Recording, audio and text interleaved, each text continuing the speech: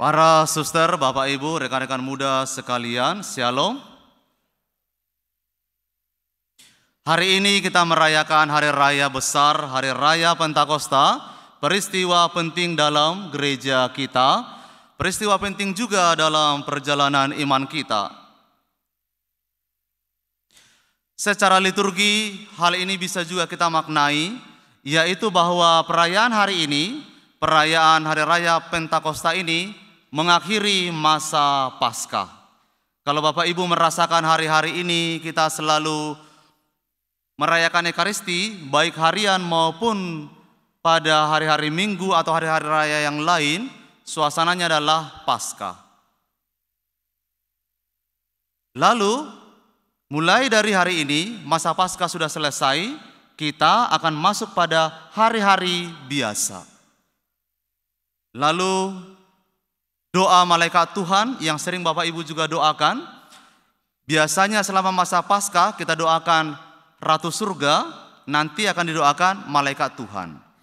Semua itu ada pesan liturginya di balik doa-doa itu. Untuk menunjukkan kepada kita inti dari misteri-misteri yang sedang kita rayakan. Pada masa Paskah kita sungguh merayakan Yesus yang bangkit dari alam maut, maka kita berkata, Maria bersukacitalah, haleluya.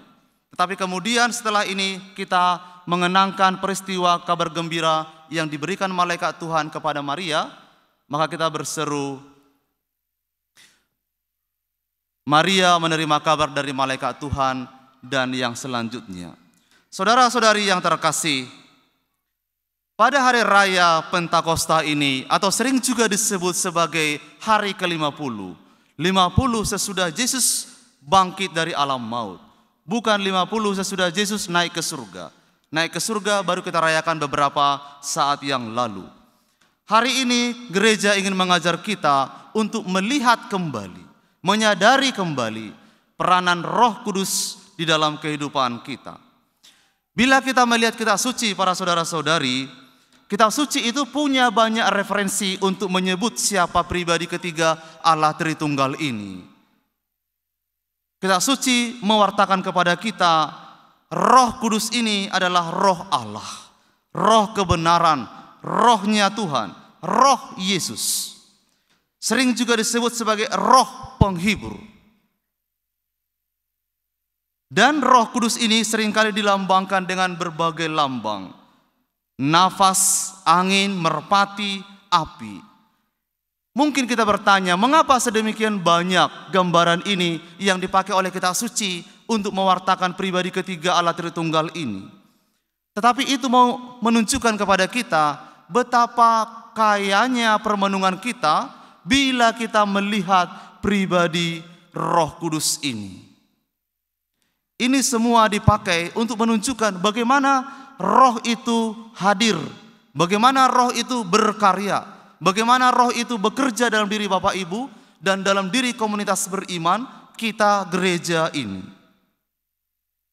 Sederhananya para saudara-saudari, Roh Kudus itu adalah pribadi Allah yang mengajar, menguduskan, membimbing, dan mendorong kita untuk berkarya, mewartakan kebenaran firman Tuhan. Roh Kudus itu menggerakkan, dan yang paling penting adalah Roh Kudus itu menguduskan dan menyatukan. Oleh karena itu para saudara-saudari, barangkali kita sudah sering mendengar peristiwa yang diwartakan dalam bacaan pertama hari ini. Ini adalah salah satu peristiwa dari sekian banyak di mana Roh itu hadir dalam gereja, hadir di tengah-tengah umat beriman.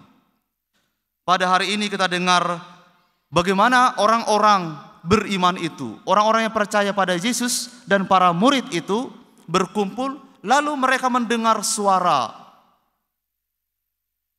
Lalu tampaklah lidah-lidah api, seperti lidah-lidah api turun atas mereka, dan pada saat itu mereka dikatakan penuhlah dengan Roh Kudus. Saudara-saudari, setelah itu mereka dikatakan dalam kitab suci dapat berkata-kata dalam bahasa lain. Mungkin banyak di antara kita terpesona dengan peristiwa ini, saudara-saudari. Tetapi janganlah kita berhenti di situ. Gereja ingin mengajak kita melihat yang paling penting dari peristiwa ini adalah apa yang terjadi setelah peristiwa turunnya Roh Kudus itu. Apa yang mereka buat kemudian setelah mereka menerima Roh Kudus itu. Perikop hari ini tidak menunjukkan kepada kita secara gamblang, tapi kita dapat membaca selanjutnya. Bahwa sesudah peristiwa ini, saudara-saudari, para murid, para rasul, dan murid-murid yang lain itu, mereka mengalami perubahan dalam kehidupan rohani mereka. Mereka menjadi punya gairah rohani yang lebih berkobar-kobar, yang lebih meluap. Hidup mereka diubah. Bila kita melihat sesudah peristiwa Yesus naik ke surga, para murid pergi kemana? Mereka pergi ke salah satu ruangan, ruang atas namanya, yang sering sekali disebut senakulum itu. Mereka berkumpul, berdoa di situ. Dan setelah Roh itu turun, para saudara-saudari, para murid ini seolah dibukalah pikiran mereka sungguh-sungguh, lalu mengerti apa yang difirmankan oleh Yesus, apa yang dibuat oleh Yesus, apa yang diajarkan oleh Yesus selama mereka bersama-sama dengan Dia. Dan bila kita melihat nanti dalam kehidupan gereja perdana, itulah yang sungguh-sungguh persekutuan umat beriman yang dihidupi, yang menghidupi persekutuan dengan Roh Kudus. Dikatakan di sana, para saudara-saudari sekalian, mereka hidup dalam pengajaran para rasul. Mereka hidup dalam persekutuan. Mereka berbagi satu sama lain. Roh Kudus membimbing kita semua untuk mengenal Tuhan dan melakukan apa yang Tuhan kehendaki. Mereka menjadi sangat solider, mengumpulkan harta milik mereka, mau berbagi satu sama lain sesuai dengan kebutuhannya. Saudara-saudari yang terkasih, Roh itu ketika turun pada para rasul juga, para rasul itu menjadi cakap. Cakap bukan hanya dalam arti mereka menjadi pintar berkhotbah, pintar berorasi, mengajar, tapi juga mereka menjadi cakap untuk mengerti kebenaran firman Tuhan. Lalu untuk lebih cakap juga mereka untuk bagaimana hal ini untuk dihidupi dan dihayati dalam kehidupan mereka sehari-hari. Mereka menjadi lebih berani untuk berbicara lantang tentang Yesus yang sengsara, wafat, dan bangkit. Banyak saudara-saudari, orang mau percaya pada Yesus itu hanya Yesus yang melakukan hal-hal yang mengagumkan. Yesus yang mewartakan yang menyenangkan, yang menjanjikan. Tapi para rasul tidaklah demikian. Para rasul setelah menerima Roh Kudus itu, mereka sungguh-sungguh berani untuk berkata, berani untuk menghidupi, berani untuk menghayati Yesus yang sengsara, Yesus yang menderita, Yesus yang wafat, tapi Yesus juga yang bangkit. Itulah saudara-saudari buah dari Roh Kudus dalam kehidupan orang yang beriman. Secara gereja kita menunjukkan tidak ada perjalanan gereja yang berjalan begitu saja. Gereja menghadapi banyak tantangan. Gereja menghadapi banyak penganiayaan, intimidasi. Tapi kita bersyukur saudara-saudari, sampai sekarang gereja terus bertumbuh. Bila Roh berkarya, tidak ada satupun yang dapat menghalangi. Bila Roh itu ada dalam diri kita, tidak ada satupun yang dapat membuat Anda berhenti untuk melakukan karya-karya Tuhan. Saudara-saudari yang terkasih, kita diundang hari ini untuk hidup dalam Roh Kudus. Mari kita semakin menyadari kembali Roh itu. Bukalah lebar-lebar hati kita ini supaya kita tidak hanya hidup sesuai dengan hati kita sendiri, tapi haruslah hidup sesuai dengan Roh Kudus itu.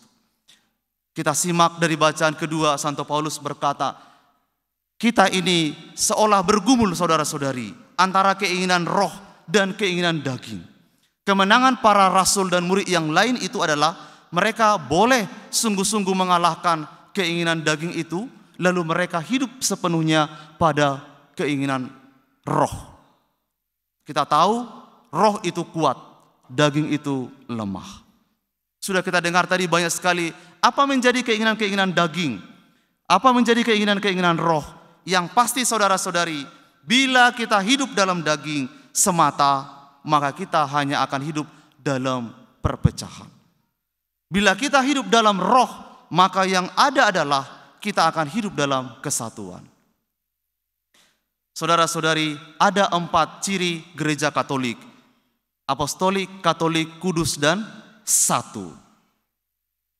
2 sifat yang terakhir itu, kudus dan satu, itu adalah sungguh-sungguh berkaitan dengan Roh Kudus. Karena gereja kita dibangun, didirikan, dibimbing, dikuduskan oleh Roh Kudus. Maka saudara-saudari, silakan rasakan sendiri bagaimana kesatuan dalam gereja Katolik itu. Mulai dari atas sampai ke bawah ada satu kesatuan yang sangat utuh. Dalam kesatuan dogma, dalam kesatuan pelayanan dan hal yang lain, ada kesatuan yang tak terpisahkan satu sama lain. Saudara-saudari, itulah Roh Kudus. Roh Kudus bekerja menyatukan kita semua. Semoga para saudara-saudari Anda sekalian, baik di tengah keluarga, komunitas, gereja, masyarakat, kita hidup dalam Roh Kudus ini karena buahnya menyatukan. Mungkin kita perlu berefleksi, apakah karya-karya kita ini sudah sungguh-sungguh menyatukan atau menciptakan kesatuan atau tidak? Seringkali saudara-saudari kita terasa miris di hati, ya kan? Kita berkarya di gereja, tapi seringkali muncul juga ada hal-hal yang seolah memecah belah kita. Bukan dari luar, tapi seringkali karena kelemahan kita mungkin manusia, ada hal-hal tertentu yang memicu terjadi perpecahan. Tidak perlu kita panjang lebar mempertanyakan apa itu, tapi kiranya kita berefleksi, mungkin ini adalah peristiwa di mana kita perlu menyadari kita masih banyak hidup dalam daging, masih mengikuti kedagingan-kedagingan kita. Saudara-saudari, kita harus melampaui itu. Roh itu, itulah tataran hidup rohani kita yang harus kita hayati sehari-hari. Akhirnya para saudara-saudari yang terkasih, marilah kita semakin menyadari Roh Kudus ini. Biarkan Roh Kudus itu berkarya, dan mari kita juga bersaksi untuk mewartakan Yesus. Kita pun harus bersaksi seperti dikatakan Yesus, karena kita telah menerima Yesus dalam kehidupan kita. Anda semua telah dipersatukan dengan Yesus dalam pembaptisan. Tidak ada alasan untuk tidak bersaksi. Bersaksilah terus lewat pikiran, perkataan, dan perbuatan. Jangan takut, Roh itu menyertai orang-orang yang mau hidup bersama dengan Dia. Maka para saudara-saudari, mari kita berseru seperti Mazmur hari ini. Utuslah Roh-Mu ya Tuhan, dan jadi barulah seluruh muka bumi. Utuslah Roh-Mu ya Tuhan, dan jadi barulah hati kami semua. Tuhan memberkati.